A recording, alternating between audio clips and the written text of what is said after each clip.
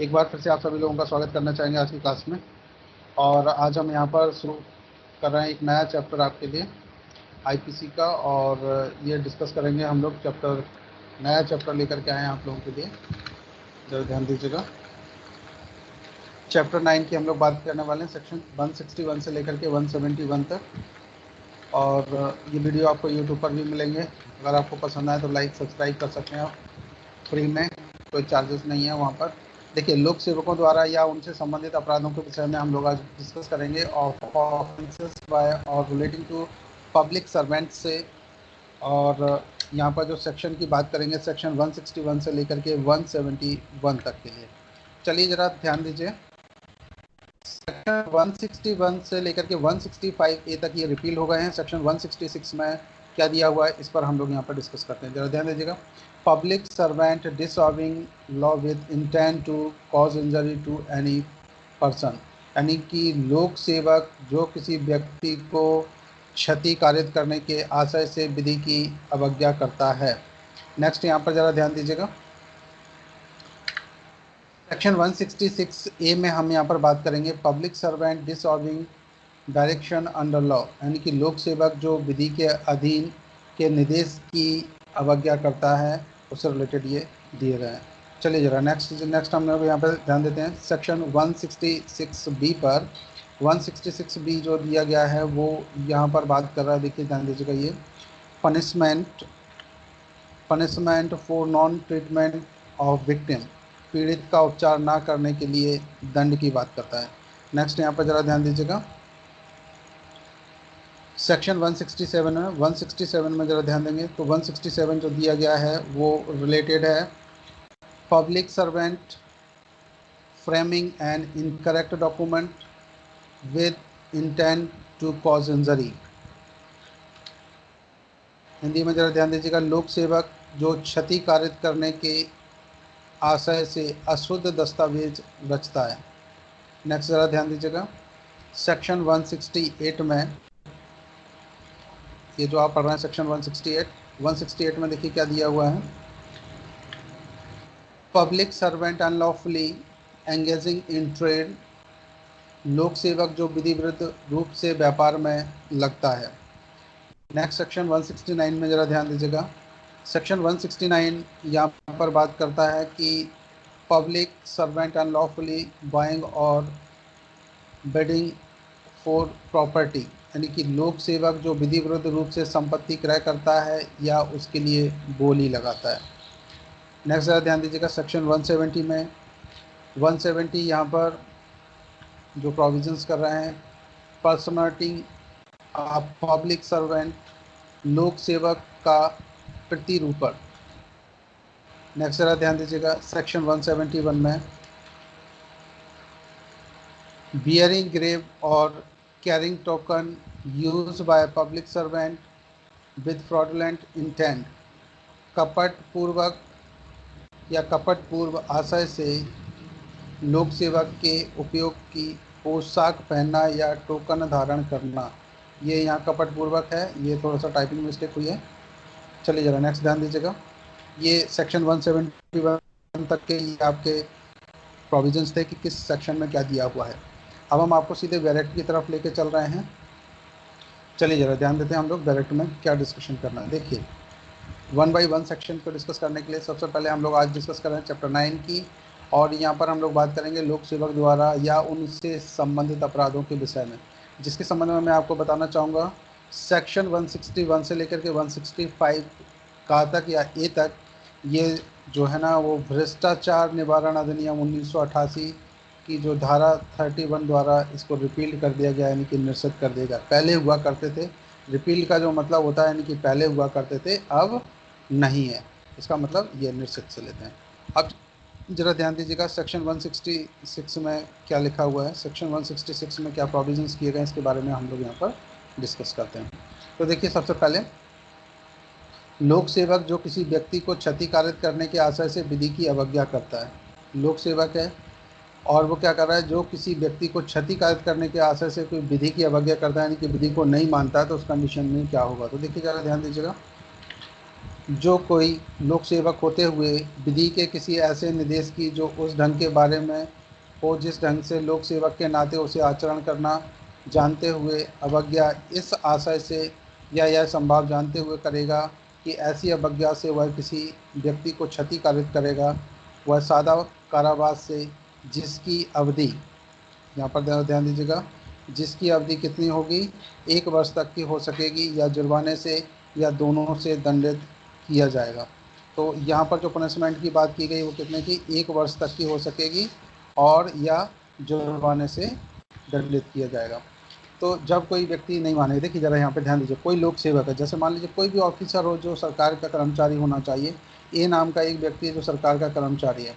अब आगे हम यहाँ पे बात करते हैं, और वो व्यक्ति क्या कर रहा है, किसी व्यक्ति को क्षति करने के आशय से विधि की अवज्ञा करता है, और वो क्या करता है, बी को कोई नुकसान पहुंचाना चाहता है या बी से कुछ अनचाहा फ़ायदा प्राप्त करना चाहता है, इसलिए वो क्या करता है, लॉ को नहीं मानता है, लेकिन फिर भी जो कानून बनाएगा उसको नहीं मानते हुए आगे ये काम करने की कोशिश करता है और बी को इंजरी कर देता है, या मान लीजिए इसको कोई भी ऐसा नुकसान पहुंचा देता है जिससे इसको किसी भी तरह का नुकसान होता है, चाहे वो फाइनेंशियली हो, बॉडली इंजरी हो सकती है या किसी भी तरह की। तो यहाँ पर देखिए, अब हम यहाँ पर देखें तो ए क्या है, यहाँ पर लाइबल होगा, कितना पनिशमेंट दिया जाएगा। तो अगर हम यहाँ पर पनिशमेंट की बात करते हैं तो पनिशमेंट देखिए, ए कितने पनिशमेंट के लिए होगा, यहाँ पर 1 वर्ष तक का होगा, और या जुर्माने से या फिर यहाँ पर दोनों से दंडित किया जा सकता है। तो डेफिनेशन के अकॉर्डिंग सेक्शन आप पढ़ रहे हैं 166। इतना क्लियर हो गया सभी को? Hello, yes sir.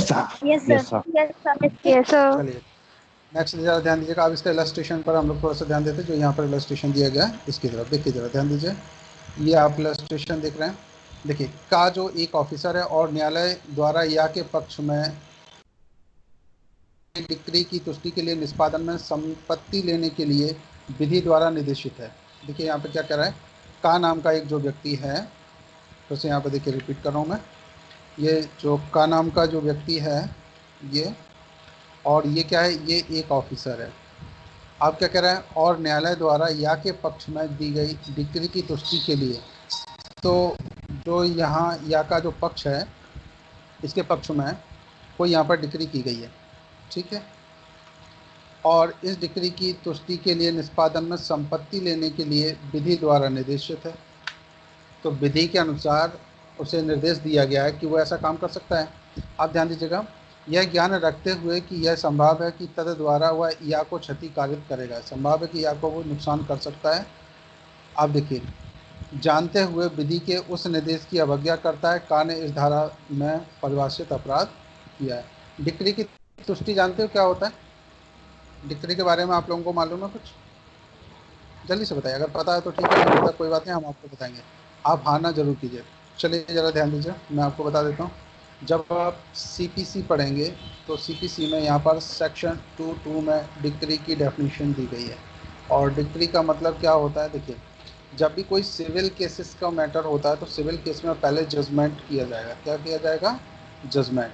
और जजमेंट के बाद में फिर अगर कोई व्यक्ति चाहता है तो यहाँ पर डिक्री करवा सकता है, डिक्री को बनवा सकता है। डिक्री कई तरह की होती है, फाइनल भी हो सकती है, प्रारंभिक भी हो सकती है, और पार्शली फाइनल भी हो सकती है, पार्शली डिक्री वैसी भी हो सकती है।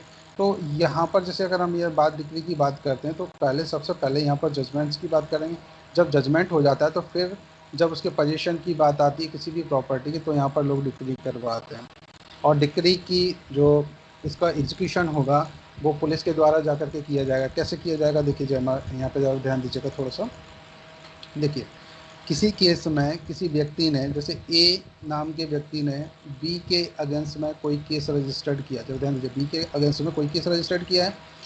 अब ए यहाँ पर केस जीत जाता है, ये केस जीत गया तो भाई कोई प्रॉपर्टी, ये प्लॉट है और ये प्लॉट बी ने इस पर कब्जा कर रखा था इसने, ठीक है। अगर बी ने इस पर कब्जा कर रखा था तो ए ने केस लगा दिया कोर्ट में। अब कोर्ट में जब केस लगाया तो कोर्ट ने क्या किया, नॉर्मल फीस लेकर के, जो भी प्रेस्क्राइब है 2000 3000 ऐसी सिंपल फीस लेकर के वो ये डिसाइड कर सकता है कि ये है किसका। तो जब ये पता चलेगा ये ज़मीन किसकी है, ये जो प्लॉट है जिस पर बी ने ये कब्जा कर लिया है, तो कोर्ट सबसे पहले दोनों लोगों को टाइम देगा कि ए को भी आप भी अपने डॉक्यूमेंट दीजिए, बी को कहेगा आप भी अपने डॉक्यूमेंट दीजिए, जो भी आपके पास हैं, प्रूफ कीजिए ये प्रॉपर्टी है किसकी। तो कोर्ट जब यहाँ पर ये डिसाइड कर लेगा दोनों के डॉक्यूमेंट्स देख करके कि ये प्रॉपर्टी किसकी है, तो वो यहाँ पर निर्णय करता है। निर्णय का मतलब होता है जजमेंट। समझना, ज़रा ध्यान देना। तो जजमेंट हो गया। आज जजमेंट में क्या लिखा जाएगा, ये प्रॉपर्टी किसकी, केवल इतनी इतना डिसाइड हुआ। आप यहाँ हो गया कि भाई ये प्रॉपर्टी ए की है, पर बी ने यहाँ पर कब्जा बना रखा है। तो बी का कब्जा कैसे हुआ, तो सबसे पहले तो वो चीज़ देखी जाएगी कि बी का कब्जा हुआ कैसे। अगर मान लीजिए कोर्ट ने जब यहाँ पर जजमेंट दे दिया, निर्णय दे दिया कि ये जो प्रॉपर्टी है वो प्रॉपर्टी किसकी है, ए की है। अब अगर ए की प्रॉपर्टी है तो अब ए लेगा कैसे, तो ए को चाहिए या तो ये डायरेक्ट जाके बी से लड़के अपना ले ले, और अगर ए में इतनी कैपेसिटी नहीं है कि बी से वो लड़ सकता है, तो जनरली लड़ाई को लोग अवॉइड करते हैं, कोर्ट के पास जाते हैं, कोर्ट से बोलते हैं साहब इसकी डिक्री कर दीजिए। अब जैसी डिक्री की बात आएगी तो कोर्ट बोलेगा कि इसकी फ़ीस जमा कर दीजिए। जितनी भी प्रॉपर्टी की कीमत होती है उसे 10% से लेकर के 20% तक, और इवन कई कई जगह 30% तक की फ़ीस जमा हो जाती है टोटल प्रॉपर्टी की जो वैल्यू होती है उसकी। इतना समझ में आ रहा सभी को? थोड़ा सा हाँ ना करते जाइए। Yes sir, yes sir, yes sir. ठीक है। Yes sir. अब ये जब फीस जमा हो जाएगी तो फीस जमा होने के बाद में कोर्ट क्या करेगा, यहाँ पर डिक्री बनाएगा कि भाई ये प्रॉपर्टी किसकी है, ए की है, और ये डिक्री बनाई जाती है और इसका कब्जा इनको दिलाया जाए। अब यहाँ पे देखिए बी के पास ऑप्शन होता है, चाहे तो वो अपील में चला जाए, अपील में चला जाएगा तो ये डिक्री अब क्या होगी, फाइनल नहीं होगी, ये यहाँ पर रुक जाएगी, स्टॉप हो जाएगी इसके समय के लिए। मतलब इसकी ये पेंडिंग में चली जाएगी। किसके अधीन, जो नया कोर्ट होगा, अपीलेट कोर्ट होगा, उसके आदेशानुसार अब काम चलेगा अगर ये अपील में जाता है तो। अगर अपील का टाइम बीत जाता और ये बी अपील में नहीं जा रहा है तो यही डिक्री फाइनल हो जाएगी। तो वे बोलते हैं कि डिक्री प्रारंभिक भी हो सकती है और पार्शियली भी हो सकती है। पार्शियली का मतलब ये है कि अगर जैसे मान लीजिए बी ने यहाँ पर ए के प्लॉट पर कब्जा कर रखा है अभी हाल फिलहाल, तो क्या बोलेंगे कि जब तक यहाँ पे इसने काम शुरू कर दिया, बी ने इस पर मकान बनाना शुरू कर दिया, और बी ने जब मकान बनाना शुरू कर दिया तो ए कोर्ट पहुँच गया। तो अब इसने क्या किया, इसने इतनी बाउंड्री करनी शुरू की थी बी ने, तो कोर्ट के पास जैसे ही पहुंचा तो कोर्ट ने इस पर क्या किया, स्टे लगा दिया, बोले नहीं अभी निर्माण कार्य आप बंद कर दीजिए। तो ये डिक्री कैसी हो रही, ये प्रारंभिक डिक्री हो गई। कब तक के लिए, जब तक ये फाइनल ना हो जाए, तो बी अब यहाँ पर निर्माण कार्य नहीं कर सकता। ये बात क्लियर हो गई। चलिए, तो जब ये डिक्री जैसे मान लीजिए फाइनल हो गई कि ये प्लॉट जो है, ये जो डिक्री बनाई गई है ये प्लॉट ए का है और इसको कब्जा दिलाया जाना चाहिए, तो इसके लिए डिक्री बनवा ली। डिक्री के लिए जो फीस लगी वो ए ने जमा कर दी। अब क्या होगा, तो जैसे ही ये डिक्री बनेगी इसके बाद में सीधा देखिए जो पुलिस ऑफिसर हैं, पुलिस को कोर्ट इंटीमेट करेगी, डिक्री की कॉपी किसको भेज देंगे, पुलिस को। जो पुलिस थाना होगा वहाँ पर ये भेज दी जाती है। अब कोर्ट क्या करेगा, कोर्ट ने डिक्री भेज दी पुलिस को और उसमें ऑर्डर कर देगा 2 दिन में, 3 दिन में, या जितने जल्दी हो उतने जल्दी ए को कब्जा दिलाया जाए। किसको दिलाया जाए, ए को, और बी का कब्जा हटा दिया जाए वहाँ पर। तो अब ये जो कब्जा दिलाने वाला मैटर, तो पुलिस यहाँ पर काम करेगी। तो पुलिस यहाँ पर क्या काम कर सकती है, देखिए, तो पुलिस जो पुलिस ऑफिसर होते हैं वो वहाँ जाएंगे और वहाँ बी से बोलेंगे भाई अपना कब्जा हटाओ, और अगर नहीं हटा रहे हो तो क्या होगा, प्रॉब्लम क्रिएट होगी। तो यहाँ पर देखिए कब्जा हटाना, कब्जा दिलाना मैं आपको पहले भी पढ़ा चुका। तो ये जो पुलिस ऑफिसर ये डायरेक्ट नहीं जाएंगे, यहाँ क्या होगा, देखिए डिक्री को सीधे सीधे से बना करके अब यहाँ जो वहाँ का जो कलेक्टर होगा, इस कलेक्टर को ये फॉरवर्ड की जाती है जो प्रोसेस है वो, ठीक है। जिला एवं सत्र न्यायालय है ना, तो जिला इसको ये भेजी जाएगी और वहाँ से वो किसी भी तहसीलदार को नियुक्त करेंगे जो वहाँ का तहसीलदार होगा, और उसको जाकर के बोलेंगे इनका कब्जा दिलवाया जाए। तो तहसीलदार क्या करेंगे, ये पूरे थाने को इंटीमेट करेंगे, तो ये पुलिस ऑफिसर्स को लेकर के वहाँ पहुँचेंगे, ठीक है। फिर कब्जा हटाने का मैटर, पुलिस डायरेक्ट इंटरफेयर नहीं करती। लेकिन अगर ये चाहे ये, तो यहाँ पर जैसे अनचाहे फ़ायदे की हम लोग बात कर रहे थे, यहाँ पर जैसे आपने अभी पहले इलस्ट्रेशन पढ़ा सेक्शन 166 में, इसके अनुसार अगर हम यहाँ पर देखें तो ये डिक्री का तो मैटर आपको समझ में आ गया है। कब्जा दिलाना, छुड़ाना, ये सब तहसीलदार का काम होता है, इनको इंटीमेट किया जाता है। तो कलेक्ट नाम कार्रवाई जो होगी वो कलेक्टर के नाम से होगी, लेकिन इनको जनरली इंटीमेट किया जाता है, ये लोग जाकर के छुड़वाते हैं। आप ज़रा ध्यान दीजिए, सेक्शन 166 के अकॉर्डिंग क्या कह रहा था कि ए की जो प्रॉपर्टी है और पुलिस ऑफिसर इससे कुछ फ़ायदा ले सकता है, ऐसा उम्मीद करते हैं। अगर ऐसा उम्मीद किया जा रहा तो यहाँ पर जो पुलिस ऑफिसर, मान लीजिए पी नाम का कोई ऑफिसर है, तो वो इस धारा के अकॉर्डिंग इसको पनिशमेंट दिया जा सकता है। तो कितना पनिशमेंट की बात की गई है? 1 ईयर पनिशमेंट की प्लस फाइन की बात की गई है, या फिर और फाइन की भी बात की गई। तो केवल यहाँ पर फाइन भी लगाया जा सकता है और पनिशमेंट की यहाँ पर बात नहीं की गई। ठीक, इतना समझ में आया आप लोगों को? Hello, yes sir. Yes sir. Degree के बारे में कुछ समझ आया? अभी जब आप सीपीसी पढ़ेंगे ना तो डिग्री को हम लोग और डिटेल में पढ़ेंगे। वो सिविल मैटर का, जो सिविल मैटर होते हैं उसका इशू है वो। तो हम लोग डिग्री के बारे में पढ़े, बस थोड़ा थोड़ा सा आपको झलक दिखाई गई कि ये है क्या। अब हो सकता है आपको नेक्स्ट सेमेस्टर में, या जो जिन लोगों ने एलएलबी कर लिया उन लोगों ने तो ऑलरेडी पढ़ लिया होगा। चलिए, अब हम सीधे आपको डायरेक्ट पर ले चल रहे हैं। तो यहाँ पर ये जो आप इलस्ट्रेशन देख रहे थे, ये वाला, इस इलस्ट्रेशन की अकॉर्डिंग अगर हम देखें यहाँ पर, तो का जो एक ऑफिसर है और न्यायालय द्वारा या के पक्ष में कोई डिक्री दी गई है। अब उसकी तुष्टि क्या होती है? तुष्टि का मतलब है कि डिक्री में जो लिखा हुआ है उसका निष्पादन कर देना, उसको एग्जीक्यूट करा देना, कि भाई इसको कब्जा दिलाना। जैसे आप कब्जा दिलाओगे तो डिक्री की तुष्टि हो गई।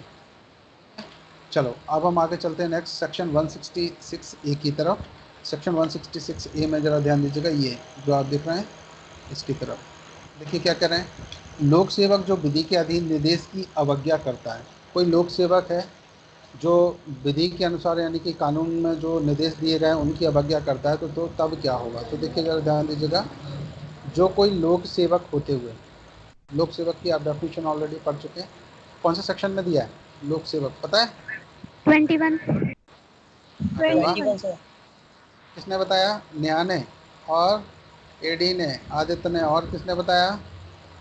चलो ठीक है, बिल्कुल आप सही कह रहे हैं। तो देखिए ज़रा ध्यान दीजिए, हम यहाँ पर पढ़ने वाले हैं कि लोक सेवक जो विधि के अधीन निर्देश की अवज्ञा करता है, या जो कोई लोक सेवक होते हुए जो आईपीसी का सेक्शन 21 में डिफाइन किए गए हैं।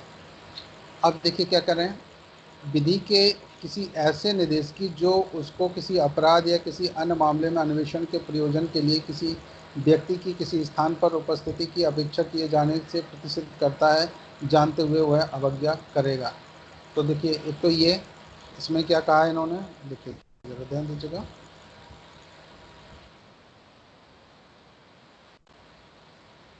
विधि के किसी ऐसे निर्देश की, कानून में कहीं भी कोई भी ऐसा निर्देश दिया गया है जो उसको किसी अपराध,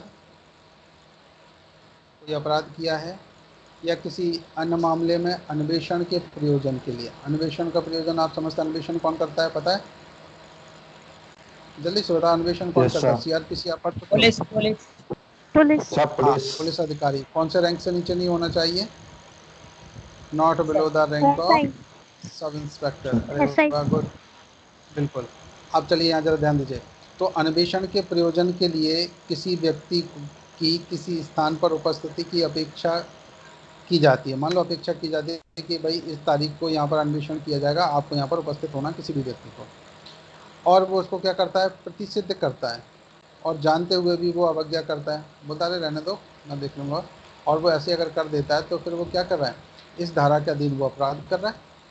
यहाँ पर अगर इन्वेस्टिगेशन का उसका वो किया गया है, अधिकार है कि भाई इन्वेस्टिगेशन के लिए निर्देश किए गए किसी भी कार्रवाई में किसी भी अपराध के लिए, तो यहाँ पर लोक सेवक को करना चाहिए, और वो फिर भी नहीं करता है, नेग्लिजेंसी करता है। तो उस कंडीशन में यहाँ पर मान लेंगे कि इसने ये अपराध किया हुआ है। अब ज़रा ध्यान दीजिएगा नेक्स्ट सेक्शन की तरफ। किसी ऐसी रीति की जिसमें वह ऐसा अन्वेषण करेगा, कोई भी रीति विनियमित करने वाली विधि के किसी अन्य निर्देश की किसी व्यक्ति पर प्रतिकूल प्रभाव डालने के लिए जानते हुए अवज्ञा करेगा, या फिर, तो अगर वो किसी व्यक्ति पर भी प्रतिकूल प्रभाव डालता, भाई अन्वेषण करना वहाँ तक तो ठीक है, आप उससे कोई अनचाहा फ़ायदा प्राप्त करने के लिए उस पर कोई भी अवज्ञा करता है या कोई उस पर प्रतिकूल प्रभाव डालता है या उसे अपने हाथ समय का सर में लेता है, तब ऐसी कोई भी सिचुएशन करता है तो भी मान लेंगे क्या उसने इस धारा के अनुसार अपराध किया। कौन सी धारा पढ़ रहे हैं आप? सेक्शन 166 ए के अकॉर्डिंग। ठीक है, अब जरा ध्यान दीजिएगा, इसमें सी पॉइंट पर जरा थोड़ा सा ध्यान देते हैं। ये जो थोड़ा सा इसको राइट कर रहा हूँ मैं, क्यों राइट कर रहा हूँ जरा ध्यान दीजिएगा, ये आप लोग समझ रहे हैं। ये इतना तक ये थोड़ा सा टिपिकल काम है। देखो क्या कह रहे हैं, धारा 326 का पता है किससे रिलेटेड है? 326 खा, बार बार पढ़ चुके आप लोग, आपको याद हो गएंगे। सेक्शन 354 का खा, और सेक्शन 370 का, और धारा 376 और धारा 376 का और फिर यहाँ पर 376 का खा और फिर गा और घा और ञा और धारा 509, ये सब महिलाओं से रिलेटेड अपराध हैं। बार बार आपको पढ़ने को मिलेंगे, हर जगह आपको ये दिखने को मिलेंगे। ये भी आपने पढ़ाई होगा पहले से, और ये भी अगर इसको भी देखें तो ये भी आपने पढ़ा होगा। ये भी 354 आप समझते हैं, ये एसिड अटैक वगैरह से 326 का, और ये 354 इसी से रिलेटेड है, महिलाओं की छेड़खानी और उससे संबंधित। और ये 376 के आप लोग सभी जानते हैं। चलिए अब हम इस पर थोड़ा सा बात कर लेते हैं कि इसमें होगा क्या। इसके अधीन दंडनीय संज्ञेय अपराध के संबंध में उस दंड प्रक्रिया संहिता की धारा सेक्शन 154 की उपधारा 1 सेक्शन जो आपने सीआरपीसी पढ़ा हुआ था, इसमें क्या दिया हुआ है यहाँ पर पता है आपको? FIR good. First information report के अधीन की गई किसी सूचना को लिखबद्ध करने में अगर असफल रहेगा, देखो कौन कौन सी सारी चीज़ों में, तो फर्स्ट ये एक नंबर, दूसरा ये, और तीसरा ये। इन अपराधों में अगर कोई व्यक्ति असफल रहेगा तो उसे कौन कौन सा पनिशमेंट दिया जा सकता है। तो देखिए ज़रा यहाँ पर हम लोग ध्यान देते हैं। वह कठोर कारावास से जिसकी अवधि 6 मास से कम की नहीं होगी किंतु 2 वर्ष तक की हो सकेगी। तो कम से कम 6 महीना और मैक्सिमम 2 ईयर्स तक को दंडित किया जाएगा, और जुर्माने से भी दंडनीय होगा, प्लस फाइन की भी यहाँ पर बात कर ली गई कि उस पर प्लस फाइन भी यहाँ पर लगाया जाएगा। पनिशमेंट कितना होगा? कम से कम 6 मास और अधिकतम 2 वर्ष तक की। ठीक, इतना क्लियर हो गया सभी को? जो कोई Yes, लोक sir. सेवा Yes, sir. से अगर किसी विधि की अवज्ञा करता है तो उस कंडीशन में ऐसा होता है। अब इसको सीधे सीधे से आप जोड़ करके देख सकते हैं, थाने से देख सकते हैं, हॉस्पिटल से देख सकते हैं, और भी कई जगह ऐसी जगह देख सकते हैं जहाँ पर इन अपराधों को रोकने की जिम्मेदारी दी गई है किसी को, और वहाँ पर वो व्यक्ति अगर कर्तव्य अपना नहीं करता है तो उस सिचुएशन में ऐसा किया जा सकता है। क्लियर, समझ में आया सभी को? Yes, sir. तो भैया चलो अब देखिए सेक्शन 166 खा में यहाँ पर देखेंगे पीड़ित का उपचार ना करने के लिए दंड। अब ये तो सीधा सीधा सा देखो हॉस्पिटल से रिलेटेड हो गया, जहाँ पर पीड़ित व्यक्ति है और उसका कोई व्यक्ति अगर उपचार नहीं करता है तो उसके लिए कितना पनिशमेंट दिया जा सकता है।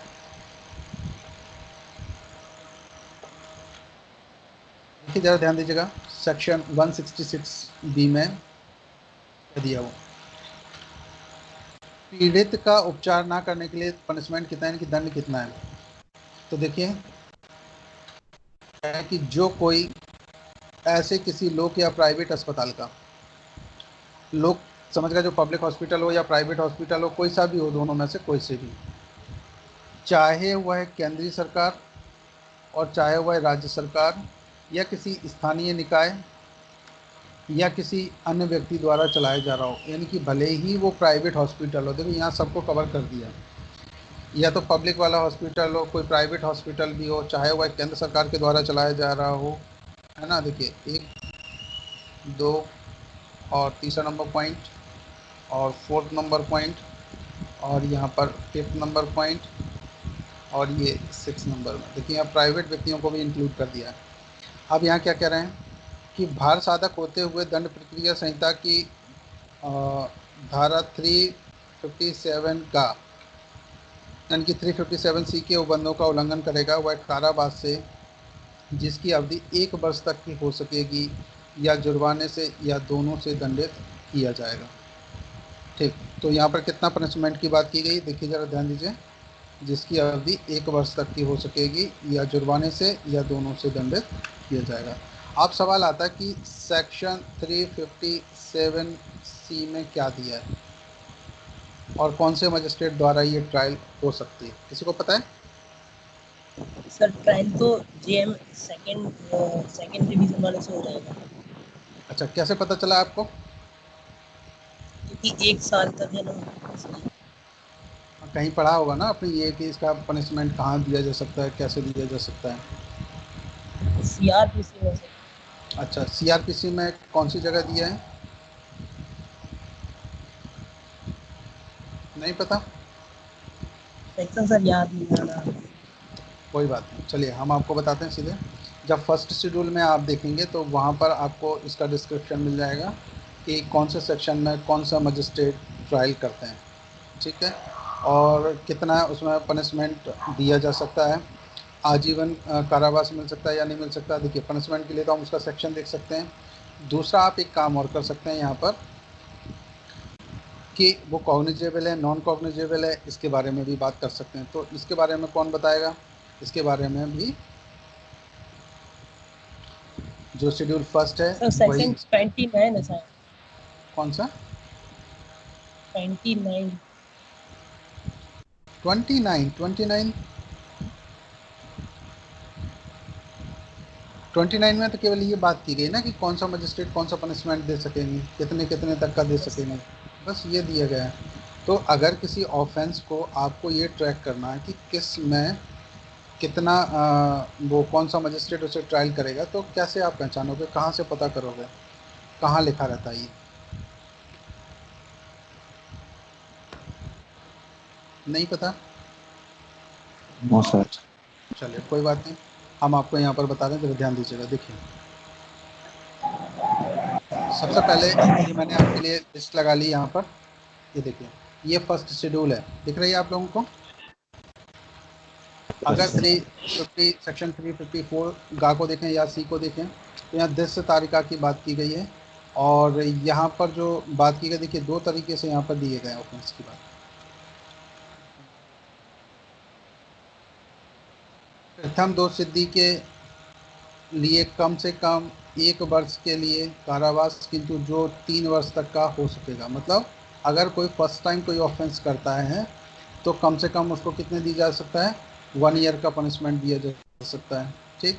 और 1 से लेकर के कितने तक जा सकता है, ये 3 ईयर्स तक का, अगर वो एक बार पहली बार पनिशमेंट करता है तो। अब ये जमानती ऑफेंस है शेड्यूल फर्स्ट के अकॉर्डिंग। दिस तारका का मतलब है कोई व्यक्ति उसे बार बार देख रहा है, यहाँ पर उसके संबंध में ये बात की गई है। आप ज़रा ध्यान दीजिएगा, यहाँ पर जो यथोक्त यथोक्त आपको ऊपर दिख रहा है, इसका मतलब क्या है, जो ऊपर किया गया है, देखिए ज़रा, ये इसका मतलब है ये कॉग्निजेबल ऑफेंस है, कोई भी मजिस्ट्रेट यहाँ पर ट्रायल कर सकता है। तो यहाँ पर इस सेक्शन से रिलेटेड भी आपको देखने को मिलेगा, अगर फर्स्ट टाइम कोई ऑफेंस करता है तो ये, और ये ऑफेंस कैसा है, कॉग्निजेबल ऑफेंस है, जमानती है, और यहाँ कोई भी मजिस्ट्रेट ट्रायल कर सकता है। ये शेड्यूल फर्स्ट में दिया गया है, ठीक है। अब दूसरा यहाँ पर एक चीज़ और क्लियर करेंगे, अगर कोई सेकेंड टाइम यहाँ पर कोई ऑफेंस करता है तब क्या होगा। तो सेकेंड टाइम के लिए ये देखिए यहाँ पे दिया गया है, अगर कोई व्यक्ति सेकेंड टाइम ऑफेंस करता है तो क्या होगा, देखिए ये द्वितीय या उसके पश्चातवर्ती, मतलब एक बार किया, इसके बाद फिर दोबारा दो सिद्धि के लिए कम से कम 3 वर्ष के लिए कारावास, किंतु जो 7 वर्ष तक का हो सकेगा, और जुर्माने से भी होगा। संज्ञेय अपराध है, अजमानती है, अब यहाँ जमानत नहीं मिलेगा, और कोई भी मजिस्ट्रेट यहाँ पर ट्रायल कर सकता है, ठीक है। आप कौन सा सेक्शन के बारे में पढ़ रहे थे, 354 सी के बारे में, या फिर आप इसे गा भी बोल सकते हैं। ये सीआरपीसी का बैरेट की लिस्ट है, उसके पीछे ये लगी हुई है। चलिए नेक्स्ट जरा ध्यान दीजिए आप। सर एक चीज, सर एक हाँ चीज बताओ, पूछनी थी। बोलो। जो अभी उसमें दे रहे थे कि जैसे अगर 1 साल का अगर कोई प्रोविजन है इम्प्रिजनमेंट का, तो फिर कोई भी मजिस्ट्रेट कर सकता है। तो उसमें तो फिर फर्स्ट वाला भी आ जाएगा और सेकंड हाँ वाला हाँ, भी आ जाएगा। बिल्कुल बिल्कुल। हाँ, और उसके बाद फिर 7 साल की सजा का जो प्रोविजन दिया गया है उसमें भी सर सेकंड वाला भी कर सकता है। नहीं नहीं, उसके बाद फिर ऊपर क्योंकि ट्रांसफ़र हो जाएगा 7 ईयर्स का। देखिए, जो हम लोगों ने अभी यहाँ पर जितने भी आपने केसेस देखे हुए, तो अगर सेक्शन आप 29 को पढ़ रहे हो यहाँ पर, तो सेक्शन 29 के अकॉर्डिंग यही तो ना, कौन सा मजिस्ट्रेट कितना पनिशमेंट दे सकता है। तो उसके लिए हम सभी लोग जानते हैं कि पनिशमेंट की अगर हम यहाँ पर देखें तो देखिए, पहला यहाँ पर छोटा सा हम डिस्ट्रिक्ट कोर्ट से ही ले लेते हैं। अगर डिस्ट्रिक्ट कोर्ट में हम बात करते हैं किसी भी व्यक्ति के लिए, तो यहाँ पर देखो सीजीएम का कोर्ट हो गया, और यहाँ पर जुडिशियल मजिस्ट्रेट फर्स्ट क्लास और जुडिशियल मजिस्ट्रेट सेकंड क्लास। तो यहाँ पर अगर आप देखेंगे JMFC judicial magistrate first class और JMSC, तो इनका जुरिडिक्शन कितना है, भाई ये तो 3 इयर्स तक का पनिशमेंट दे सकते हैं ना, इससे ज़्यादा दे नहीं सकते, और 10,000 रुपीज़ का फाइन लगा सकते हैं इतना। और ये कितना दे सकते हैं, ये 1 ईयर तक का पनिशमेंट दे सकते हैं, और प्लस कितना 5,000 का फाइन लगा सकते हैं, ये कर सकते हैं ना। अब यहाँ पर अगर हम CGM की बात करते हैं तो CGM कितना दे सकते हैं, CGM के लिए अगर हम देखें तो यहाँ CGM के ये 7 ईयर्स तक का पनिशमेंट दे सकते हैं और रीजनेबल फाइन लगा सकते हैं। अब DJ ADJ की अगर हम बात करते हैं यहाँ पर DJ के लिए देखें, और इन्हीं के साथ अगर ADJ को ये मैटर ट्रांसफ़र होता है तो इस केस में आप अगर देखना चाहें तो यहाँ पर कितना हो जाएगा, ये कोई भी पनिशमेंट दे सकते हैं जो इनको ठीक लगता है, पर लॉ द्वारा प्रेस्क्राइब होना चाहिए। अगर यहाँ पर फांसी की सज़ा सुनाते हैं तब जरूर हाई कोर्ट से कंफर्मेशन की बात आएगी, नहीं तो अदरवाइज तो ये कोई भी पनिशमेंट दे। अब इसके अकॉर्डिंग अगर जहाँ देखिए फर्स्ट टाइम जो ऑफेंस किया वो तो 3 साल तक का दिया गया, 1 ईयर से लेकर के 3 इयर्स तक का। तो यहाँ जुडिशियल मजिस्ट्रेट फर्स्ट क्लास, यहाँ पे कोई भी मजिस्ट्रेट ट्रायल कर सकता है, ये भी कर सकते हैं जुडिशियल मजिस्ट्रेट सेकंड क्लास, क्योंकि इनको भी ना 1 ईयर तक का वो दिया गया। अगर ये 1 ईयर से ज़्यादा देते हैं तो फिर ये जुडिशियल मजिस्ट्रेट फर्स्ट क्लास की पावर इनको यूज़ करनी होगी, और इनको पावर कौन दे सकता है, हाई कोर्ट लेटर बना करके। अब आगे ज़रा ध्यान दीजिए, अगर ये जब सेकेंड टाइम के ऑफेंस की बात आएगी तो ये CGM कर सकते हैं यहाँ पर, और ये कितना 7 ईयर्स तक का पनिशमेंट दे सकते हैं। तो ये मैटर को खुद ही ट्रांसफ़र कर देंगे क्योंकि इन्हें इतनी अधिकारता ही नहीं है। चलिए नेक्स्ट देखें आगे, क्लियर हो गया क्या आदित्य? लेकिन सर ये शेड्यूल फर्स्ट में जो ये यथोक्त लिखा रहता है सर, इसका मतलब फिर क्या हो जाएगा सर? बिल्कुल इसका मतलब यही है, लेकिन देखिए ज्यूरिडिक्शन में जहाँ पर हम देख रहे हैं सेक्शन 29 या उसके आगे के सेक्शंस की अगर हम यहाँ पर बात करें तो यहाँ द्वितीय या पश्चातवर्ती के बाद दो से कम 3 वर्ष, 3 वर्ष तक की अगर पनिशमेंट अगर मान लीजिए किसी को सुनानी है तो जुडिशियल मजिस्ट्रेट फर्स्ट क्लास यहाँ सुन सकता है, कोई दिक्कत नहीं है। और अगर ये सुनेंगे भी ना, पूरे सुनवाई कर सकते हैं, लेकिन अगर यहाँ दंड का जब मैटर आएगा तो दंड के मैटर में केस इनको ट्रांसफ़र करना ही पड़ेगा, क्योंकि 3 ईयर से ज़्यादा दे नहीं सकते। हाँ, क्रमवर्ती सज़ा ये सुना सकते हैं, और क्रमवर्ती कितनी होगी, उससे दुगनी नहीं होनी चाहिए, दुगने तक दे सकते हैं, दुगने से ज़्यादा नहीं। मतलब 3 ईयर्स तक का पनिशमेंट ये दे सकते हैं तो टोटल मिला के 6 ईयर्स हो जाएगा इनको, इससे ज़्यादा ये नहीं दे पाएंगे, तो मैटर ऑटोमेटिक ट्रांसफ़र होगा यहाँ पे। हाँ लेकिन देखो फिर भी अगर कोई मान लीजिए महिलाओं से रिलेटेड कोई अलग से वो आ जाता है, कोई भी एक्ट, और उस एक्ट में ऐसा प्रोविज़न कर सकते हैं कि ट्रायल केवल जुडिशियल मजिस्ट्रेट फर्स्ट क्लास की ही सुनवाई हो सकती है, तो बिल्कुल यहाँ पर ऐसा किया जा सकता है। अगर एम्पावर्ड लिया तो देखो किसी भी मजिस्ट्रेट को एम्पावर्ड किया गया है तो लॉ के द्वारा, या फिर यहाँ पर हाई कोर्ट उसे लेटर बना करके स्पेशल कोई भी शक्तियाँ दे दी गई हैं तो भी वो ऐसा कर सकता है। लेकिन अगर रूल्स के अकॉर्डिंग हम लोग देखें, ये भी जो यहाँ शेड्यूल फर्स्ट बोल रहे हैं, तो इसके अकॉर्डिंग भी आप यहाँ पर जरा देख लीजिए। देखो कोई भी मजिस्ट्रेट यहाँ ट्रायल कर सकता है, बिल्कुल कर सकता है, ट्रायल के लिए मना नहीं, लेकिन दंड के प्रश्न पर जब 3 वर्ष से अधिक का मैटर आएगा तो फर्स्ट क्लास को तो पावर ही नहीं है उतनी, तो मैटर ट्रांसफ़र होना चाहिए। क्लियर हुआ इतना? नहीं? यस सर, क्लियर है सर। Yes sir. चलो नेक्स्ट यहाँ ज़रा ध्यान दीजिए।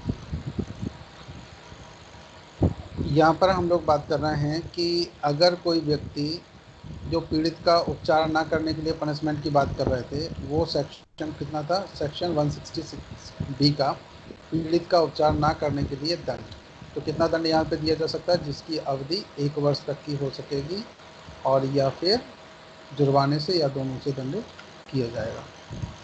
ठीक है, अब चलिए ज़रा ध्यान दीजिए सेक्शन 167 पर ज़रा ध्यान दीजिएगा। लोक सेवक जो क्षति कारित करने के आशय से अशुद्ध दस्तावेज रचता है, कैसे दस्तावेज बनाता है वो, अगर कोई व्यक्ति अशुद्ध दस्तावेज बनाए तब उस कंडीशन में यहाँ पर क्या होगा, तो देखिए ज़रा ध्यान दीजिएगा। जो कोई लोक सेवक होते हुए और लोक सेवक के नाते किसी दस्तावेज या इलेक्ट्रॉनिक अभिलेख की रचना या अनुवाद करने का भार वहन करते हुए उस दस्तावेज या इलेक्ट्रॉनिक अभिलेख की रचना, तैयार या अनुवाद ऐसे प्रकार से जिसे वह जानता हो या विश्वास करता हो अशुद्ध है, इस आशय से या संभव जानते हुए करेगा कि तद द्वारा वह किसी व्यक्ति को क्षति कारित करे, वह दोनों में से किसी भांति के कारावास से जिसकी अवधि कितनी होगी, 3 वर्ष तक की हो सकेगी, और जुर्माने से और दोनों से दंडित किया जा सकेगा। अब देखिए यहाँ पर ज़रा ध्यान दीजिए, क्वेश्चन यहाँ पर क्या है, सेक्शन आप कौन सा पढ़ा, सेक्शन 167। लोक सेवक जो क्षति कारित करने के आशय से कोई अशुद्ध दस्तावेज रचता है, मतलब वो कोई भी गलत डॉक्यूमेंट्स अगर यहाँ पे कोई भी व्यक्ति बनाता है तो उसके लिए कितना पनिशमेंट हो सकता है। तो अगर हम यहाँ पर पनिशमेंट की बात करते हैं तो कितना पनिशमेंट हो सकता है, दोनों में से किसी भांति का कारावास जिसकी अवधि 3 वर्ष तक की हो सकेगी, या जुर्माने से, और या फिर दोनों से दंडित किया जा सकता है। ठीक, क्लियर हो गया। चलो नेक्स्ट जरा ध्यान दीजिएगा, सेक्शन 168 में लोक सेवक जो विधि विरुद्ध रूप से व्यापार में लगता है, कोई भी ऐसा व्यापार है जो विधि विरुद्ध है और उसको करने लग जाता है लोक सेवक, तो फिर क्या होगा। यहाँ पर देखिए जरा ध्यान दीजिए क्या कर रहे हैं ये, जो कोई लोक सेवक होते हुए और ऐसे लोक सेवक के नाते इस बात के लिए वैध रूप से आबद्ध होते हुए कि वह व्यापार में ना लगे या व्यापार में लगेगा, तो वह सादा कारावास से जिसकी अवधि 1 वर्ष तक की हो सकेगी, या फिर जुर्माने से, या फिर दोनों से दंडित किया जाएगा। तो यहाँ पर आप चाहो तो यहाँ पर आप डायरेक्ट के पास में जो ये जगह है यहाँ पर आप पेन से भी लिख सकते हो, या ऐसे करके इनको अंडरलाइन भी कर सकते हो, जैसे मैं यहाँ पर कर रहा हूँ इस टाइप से। चलिए चलो नेक्स्ट जरा ध्यान दीजिएगा, सेक्शन नंबर और सॉरी सेक्शन 169 में जरा ध्यान दीजिए। सेक्शन 9 में हम यहाँ पर बात कर रहे हैं लोक सेवक जो विधि विरुद्ध रूप से संपत्ति क्रय करता है या उसके लिए बोली लगाता है। तो कोई भी लोक सेवक है जो विधि विरुद्ध रूप से किसी संपत्ति को क्रय करता है या उसके लिए बोली लगाता है, तो कितना पनिशमेंट यहाँ होगा। लेकिन वो कैसे होना चाहिए, विधि विरुद्ध की बात कर रहा है कि अगर कोई व्यक्ति विधि विरुद्ध रूप से कोई भी ऐसा कार्य करता है कि संपत्ति को क्रय करे और या फिर उसके लिए बोली लगाए, इनमें से कोई भी। अब जरा ध्यान दीजिएगा, जो कोई लोक सेवक होते हुए और ऐसे लोक सेवक के नाते इस बात के लिए वैध रूप से आबद्ध होते हुए कि वह अमुक संपत्ति को ना तो क्रय करे और ना उसके लिए बोली लगाए, या तो अपने निज के नाम में या फिर किसी दूसरे के नाम में, अथवा दूसरों के साथ संयुक्त रूप से या अंशों में, या उस संपत्ति को क्रय करेगा या उसके लिए बोली लगाएगा, वह सादा कारावास से जिसकी अवधि 2 वर्ष तक की हो सकेगी, या जुर्माने से, या दोनों से दंडित किया जाएगा। और यदि वह संपत्ति क्रय कर दी गई है तो वह अधिकृत कर ली जाएगी। अधिकृत का मतलब समझते हो, शासन द्वारा उसे राजसात कर लेना। अगर कोई व्यक्ति जो लोक सेवक है और विधि विरुद्ध रूप से, जैसे मान लीजिए कहीं पर उसको बोली लगाने के लिए वो किया गया कि भाई आपको ये बोली लगवानी है, और वो खुद ही बोली लगवा देता है, गलत तरीके से उसे ले लेता है, तो ऐसी संपत्ति अगर वो ले भी लेता है तो वो संपत्ति यहाँ पर क्या कर ली जाएगी, अविकृत कर ली जाएगी। और दूसरा पनिशमेंट कितना दिया जाएगा, यहाँ पर 2 वर्ष तक का यहाँ पर पनिशमेंट दिया जा सकता है, और जुर्माना भी लगाया जा सकता है, और दोनों भी हो सकता है। क्लियर हो गया इतना। हेलो, ऐसा हाँ थोड़ा सा बता दिया करो भाई। चलिए जरा नेक्स्ट जरा ध्यान दीजिएगा, नेक्स्ट सेक्शन की तरफ हम लोग चल रहे हैं, सेक्शन 170 पर। 170 पर यहाँ पर जरा ध्यान दीजिएगा, प्रतिरूपण की हम लोग यहाँ पर बात कर रहे हैं कि कोई लोक सेवक है और उसका प्रतिरूपण। प्रतिरूपण का मतलब क्या होता है, उस जैसे हूबहू कपड़े पहन लेना और बिल्कुल ऐसे लगना कि बिल्कुल ये वही लोक सेवक है। जैसे कोई पुलिस की वर्दी धारण कर ले तो पुलिस जैसा दिखने लग जाना। जरा ध्यान दीजिएगा, जो कोई किसी विशिष्ट पद को लोक सेवक के नाते धारण करने का अवदेश या जानते हुए करेगा कि वह ऐसा पद धारण नहीं करता है, या ऐसा पद धारण करने वाले किसी अन्य व्यक्ति का छद्म प्रतिरूपण करेगा, वह ऐसे बनावटी रूप में ऐसे पदाभास से कोई कार्य करेगा या कार्य करने का प्रयत्न करेगा, वह दोनों में से किसी भांति के कारावास से, कैसे कैसे देखिए यहाँ पर, दोनों भांति के किसी कारावास से जिसकी अवधि 2 वर्ष तक की हो सकेगी, और जुर्माने से या दोनों से दंडित किया जाएगा। अगर कोई लोक सेवक का प्रतिरूपण करता है तो मतलब गलत ड्रेस पहन करके अगर कोई व्यक्ति ऐसे चला जाता है कि भाई वो एडवोकेट है या कोई पुलिस ऑफिसर है, तो ऐसा कोई करेगा तो कितने दिन का पनिशमेंट उसको दिया जा सकता है। ये जो पनिशमेंट के लिए बात की गई 2 वर्ष तक का, और या जुर्माने से या फिर यहाँ पर दोनों से दंडित किया जा सकता है। अब आगे जरा ध्यान दीजिएगा, सेक्शन 171 ये आखिरी सेक्शन है, थोड़ा सा इसको पढ़ लीजिए, जरा ध्यान दीजिए। कपट पूर्वक आशय से लोक सेवक के उपयोग की पोशाक पहनना या टोकन को धारण करना। कपट पूर्वक अगर कोई बात करता है तो देखिए जरा यहाँ पे क्या कह रहे हैं, जो कोई लोक सेवकों के किसी खास वर्ग का ना होते हुए इस आशय से यह विश्वास किया जाए या इस ज्ञान से कि संभव है कि यह विश्वास किया जाए कि वह लोक सेवकों के उस वर्ग का है, लोक सेवकों के उस वर्ग द्वारा उपयोग में लाई जाने वाली कोई पोशाक के सदृश पोशाक पहनेगा या टोकन के सदृश कोई टोकन धारण करेगा। टोकन आप समझते हैं, कोई बैच वगैरह या कोई भी ऐसा लगा ले जिससे ये पता चलता हो कि ये एडवोकेट हैं या फिर ये कोई टीसी है या फिर कोई ये पुलिस ऑफिसर है, ऐसा कोई भी ऐसा वो लगा लेता। तो क्या बात करेंगे यहाँ पर, वह दोनों में से किसी भांति के कारावास से, देखिए यहाँ पर जो प्रोविजंस किए गए हैं, जिसकी अवधि 3 मास तक की हो सकेगी, या जुर्माने से, या जो 200 रुपये तक का हो सकेगा, दोनों से दंडित किया जाएगा। तो यहाँ पर 3 मास का ये और जुर्माना दोनों से यहाँ पर दंडित किया जा सकता है। तो ये सेक्शन आपके थे यहाँ जो चैप्टर 9 से रिलेटेड आपने पढ़े। कल आपको ये जो नया चैप्टर मैं स्टार्ट करूँगा यहाँ पर चैप्टर 9, ये कोई निर्वाचन संबंधी अपराधों के विषय में होगा, इससे संबंधित हम लोग कल पढ़ते हैं।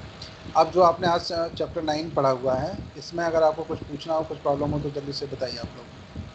हाँ जी सर ये नो क्लियर सर, है, क्लियर लेकिन है। सर एक क्लियर है? सीआरपीसी में सर एक चीज पूछनी थी सर। हाँ चलो आदित्य जी बताइए।